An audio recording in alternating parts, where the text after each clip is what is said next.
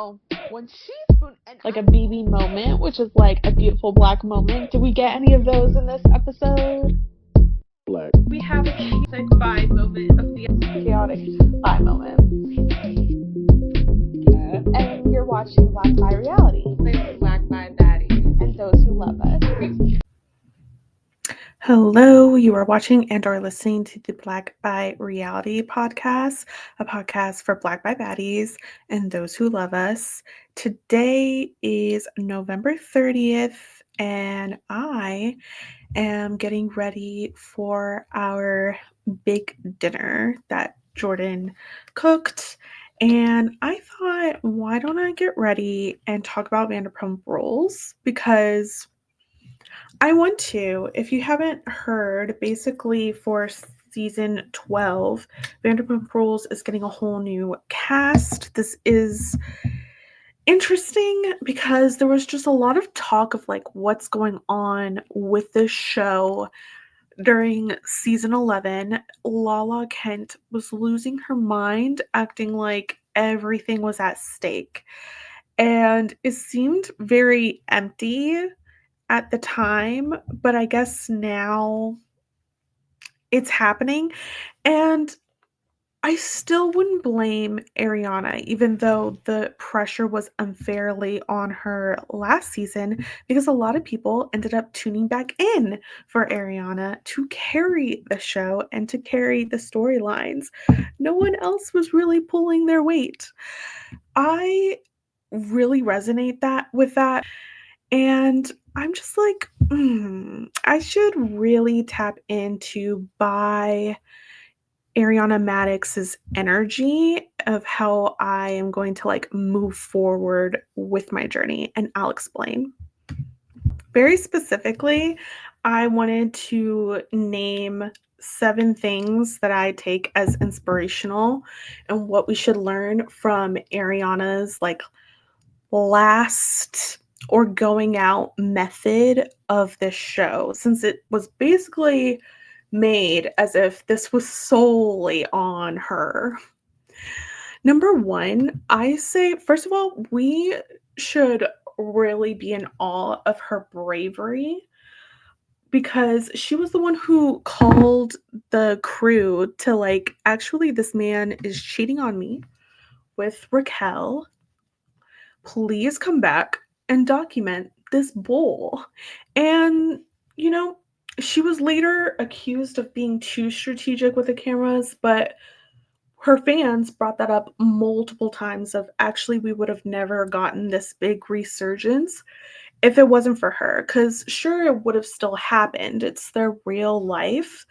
But there's another thing of actually watching the fallout, the hard conversations, knowing Tom, he was all about spinning. And this is something that people started to forget about Tom into season 12.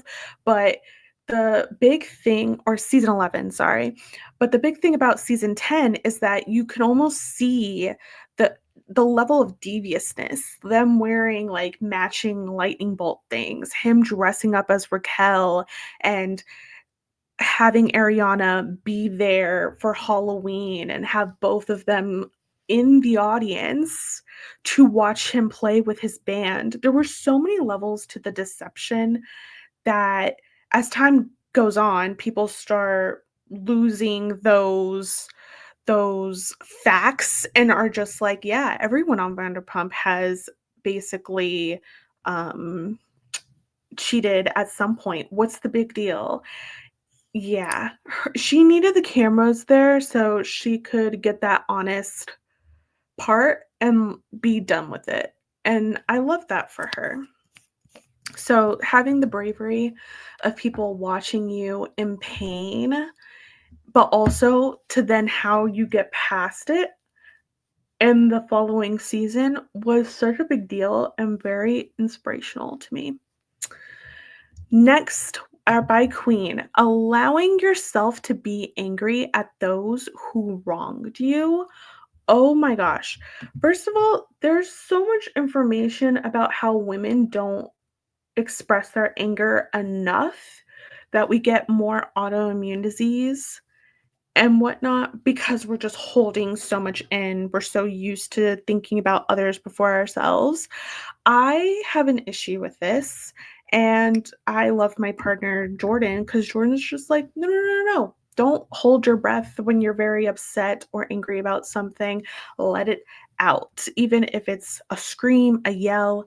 There were some moments which people started criticizing Ariana for, mainly for all the things she said at the end of the season she was cheated on to Raquel and Tom. Like, oh my gosh, like she did too much. And it's like, first of all, this is still so very fresh.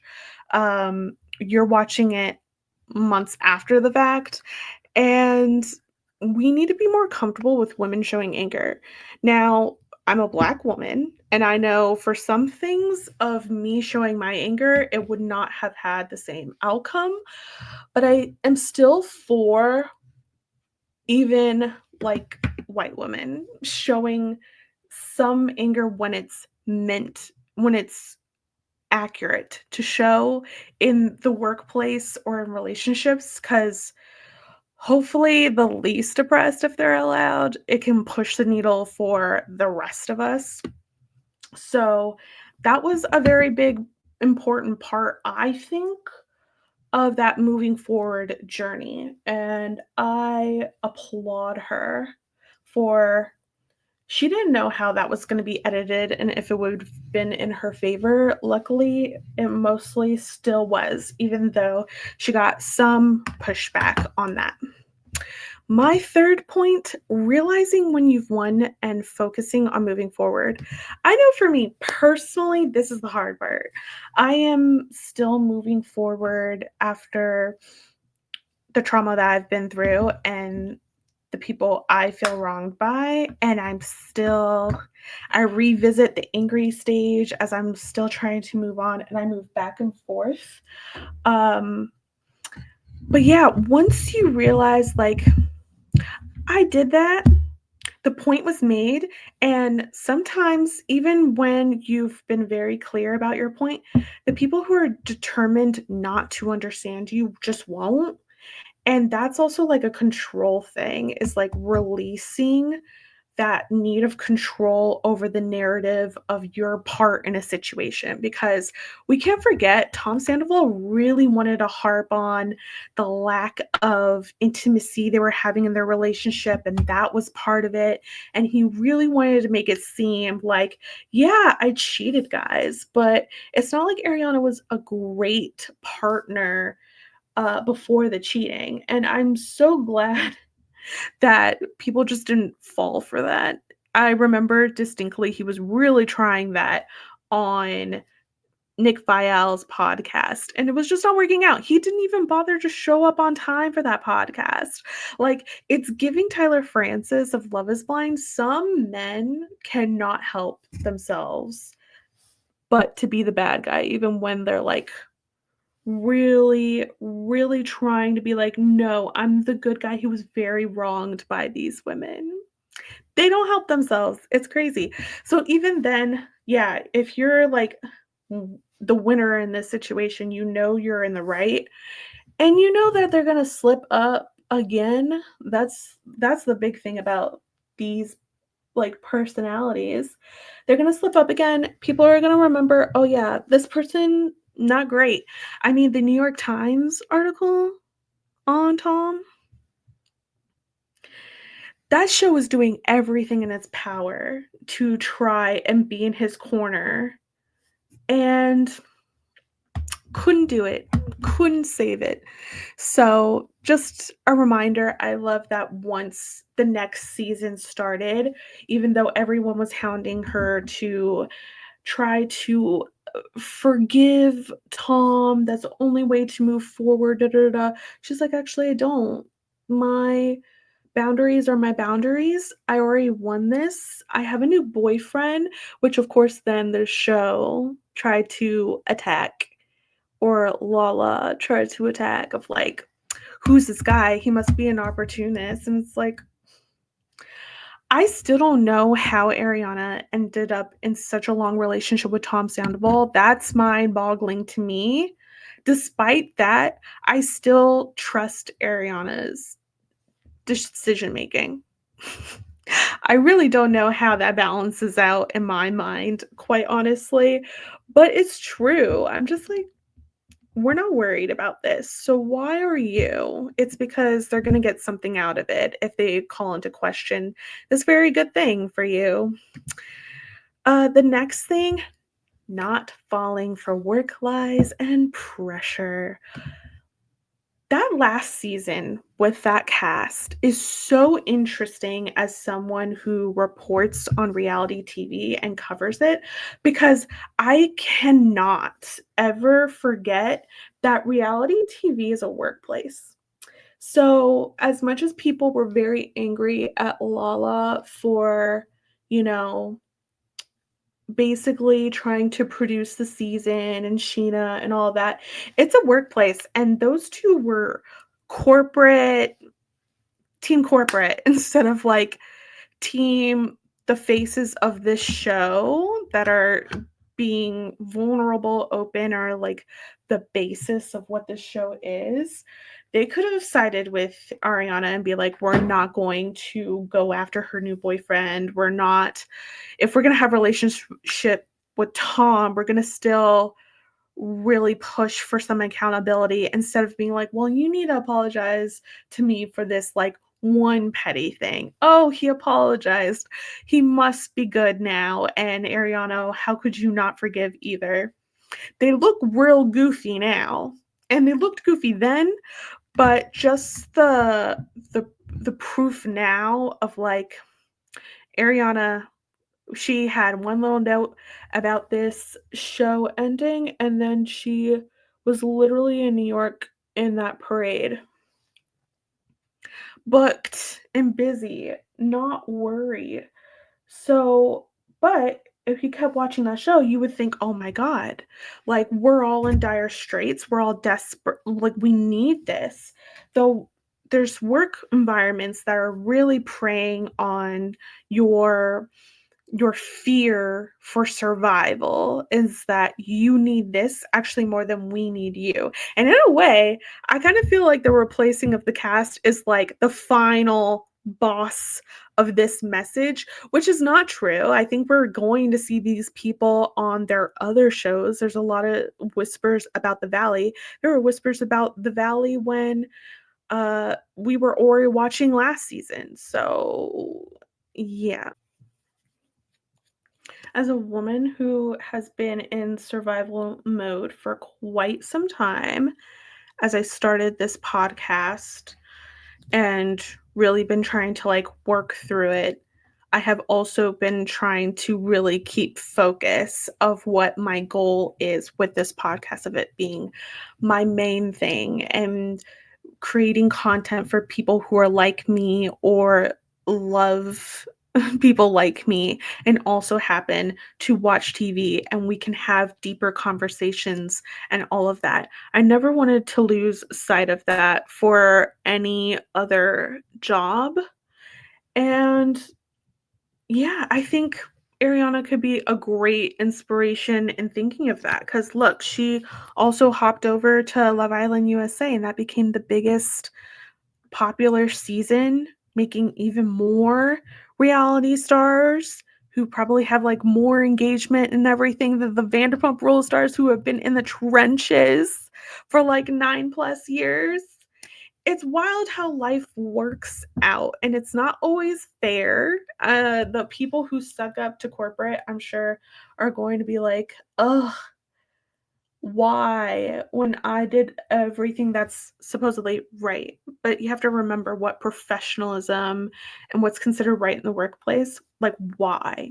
Just the why. Who benefits from those standards? So yeah, staying true and seeing through. Next, I want to talk about number 5. Put in the work so when your time is ready, you're ready. And I especially like to think of that past season where I think the Vanderpump Rules cast was doing like a talent show or something, And Ariana's so funny, whether intentionally or not sometimes, because at that time she's like, yeah, I take comedy very seriously. And what she did in that show was not necessarily funny at all, but just that line. And she talked a lot about like the workshops she was doing and acting and all of that. And now she's on Broadway, like breaking records and doing all of these other things, doing a lot of sponsorship deals with just not the power of her stardom that grew, maybe by happenstance, but also with the skills that she was using and like training for. Like all these people have been on the same show for years and years and years. What skills and such were they honing? So once it ends, they then have something else. You won't be spinning out as much when you lose something when you are confident that you have just been preparing for a next thing. And that's something to remember if we're sticking in any job. Number 6, she brought gray rocking to television in a major way.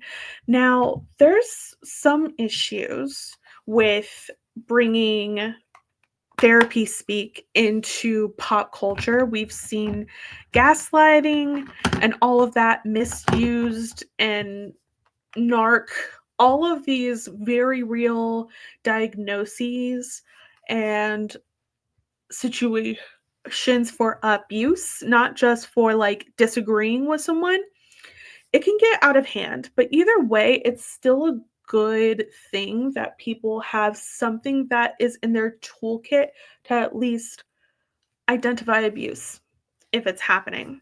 And, as she was trying to get convinced by Scheana's husband that she should forgive Sandoval, it will be for her, not for the show that's very invested in Sandoval being back in this group. She was just like, I'm gray rocking. Now, gray rocking is becoming as boring of a person as you can to someone who's looking to get something out of you. So, if someone is throwing in barbs here and there, they get something out of you when you are rising to that and being bothered. But if you don't really react and you're very short and to the point when they're asking you questions, that's another part of gray rocking. They can't get anything out of you. And that's also very frustrating for reality TV. So I kind of get it of why producers at the end of that season will be like, hey, Lala, why don't you just go off since we didn't get the big argument that we wanted from Ariana and Tom? Well, there you go. Backstabbed, and Ariana was blindsided by that whole speech that Lala, who claims to be the realist, actually did not warn her about whatsoever. So, Ariana, queen. And number 7, my last lesson takeaway that I want to take with me for this whole Ariana Vanderpump Rules journey, maybe or maybe not ending, is not being afraid to let go and having confidence there's something better out there. Like, I am really in my battling scarcity mindset because it just really holds you back into a position where probably someone else can take advantage of you. Like, just imagine Ariana's stardom rising so far, and yet she still thinks she needs Vanderpump Rules, and therefore turning down an opportunity to become a regular host on this show, and having the evidence that she was also part of this big change in that show. Therefore, you can negotiate something. Imagine like her turning down everything to still be in that pocket, and then it's not a healthy work environment because she's giving these people exactly what they want, and she's whittling herself back down. Because honestly, another big problem with the last season that we saw, season 11, is that Ariana did become a star. And and it's an ensemble show. Like, it's always been an ensemble show. Vanderpump is the rule, the brand, but it's an ensemble show. Even though the ego started to get big and it's like number one guy this, number one guy that. I think part of the trying to whittle down is because it is an ensemble and they wanted everyone to work together. But also, it's like the other cast members could have also elevated themselves. A lot of them didn't want to. That's just like the end of it. It's just, I don't think they knew how to operate in any other way. So it is what it is. But those are my big 7 takeaways. I am so inspired, not only by Ariana, but also Katie. Like, Katie has her own sandwich business with Ariana. They were really trying to break those two apart. And imagine if they were successful, like also trying to blindside Ariana with actually your business partner was venting about you and how you're not pulling your weight and everything.